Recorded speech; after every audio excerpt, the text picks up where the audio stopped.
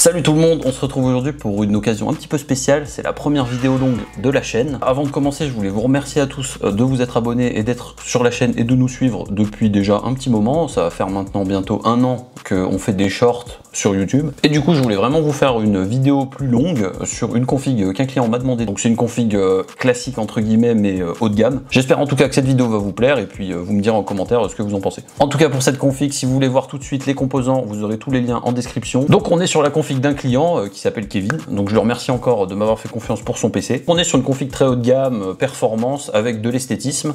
En fait Kevin il est venu me voir et en gros son besoin c'était de pouvoir jouer sans concession en 4K sur son nouvel écran. Donc il s'est acheté un écran Alienware 4K OLED. Son budget c'était 4500 € max, donc il était venu me voir avec une config qu'il avait déjà faite auprès d'un autre assembleur, donc sur le site internet, vous savez il y a des configurateurs, vous les connaissez très bien. Et la config était partie sur une 5080 ROG Astral. Maintenant avec les économies qu'il a fait grâce à mon service, j'ai pu lui proposer une config quasiment au même prix, mais avec une 5090 et des composants de meilleure qualité. Je lui avais proposé de faire un PC à 4000 €, mais sans vraiment d'esthétisme, c'est-à-dire on oublie les ventilateurs Lian Li, on part plutôt sur un truc sobre et performant. Mon client m'a dit on peut aller jusqu'à 4005 et il veut un PC Aquarium avec du full Lian Li, water cooling, ventilateur et câble RGB. On va voir les composants maintenant. Donc la première, la plus importante, la 5090. C'est une carte qu'on a eu je crois à 2300 € sur un site espagnol. C'est une édition Zotac. Zotac ils font vraiment du bon boulot. Franchement les gars, elle est pas belle cette carte. Moi j'aime beaucoup ce que fait Zotac en ce moment. On a un beau produit et qui a pas grand chose à envier à des concurrents comme Asus ou des marques qui sont censées être plus haut de gamme. Et puis la différence de performance entre une ROG Astral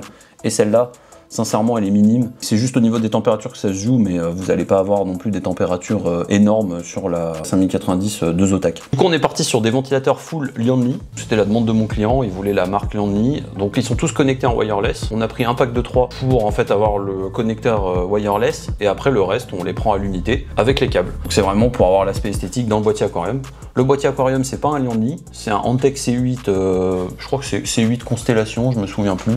Ouais c'est ça. Un boîtier qui vaut 2 fois moins cher et j'ai déjà monté un PC dedans et franchement il est super quali, il y a de la place pour les câbles, il est envoyé sans ventilateur, donc quand vous achetez les ventilos, vous faites une économie, il coûte dans les 100 balles, frais de port inclus. Au niveau du water cooling pareil, Lian Li, donc on va enlever les ventilateurs, on va mettre ceux qui sont en RGB, donc les SL wireless. Ils vendent une version en fait sans les ventilos, mais bon, elle n'était pas dispo ou alors en expédition 3 semaines après, mon client il a préféré payer un peu plus cher et prendre celle-là, et puis on change les ventilos. L'alimentation pareil, donc une 1000 watts, ça suffit pour la 5090 et alimenter tout le reste. Du Lian Li encore. La carte mère c'est une B650E Asus ROG, donc une B650EF Gaming Wi-Fi. Faudra juste mage le BIOS pour être sûr d'avoir les dernières mises à jour, mais elle a rien à envier à une B850. À la limite on aurait pu prendre une B850 Tomahawk Wi-Fi MSI, mais bon pour le prix ça rentrait pile poil dans le budget, j'ai préféré prendre celle-là et au niveau de l'esthétique ça rend bien dans la config. Le processeur on va pas trop en parler, vous le connaissez tous, c'est le fameux Ryzen 7 9800 X3D, 3DV cache, meilleur processeur pour le gaming, blablabla, voilà quoi. Pour les RAM c'est du 64 Go Kingston RGB, classique, 64 Go sur une configuration haut de gamme. Et pour les SSD on a pris les 990 Evo Plus, on en a deux 2 Tera qui correspond à ce que mon client a besoin en termes de stockage. Maintenant que vous savez à peu près tout sur cette config et le besoin de mon client, on va passer au montage tout de suite.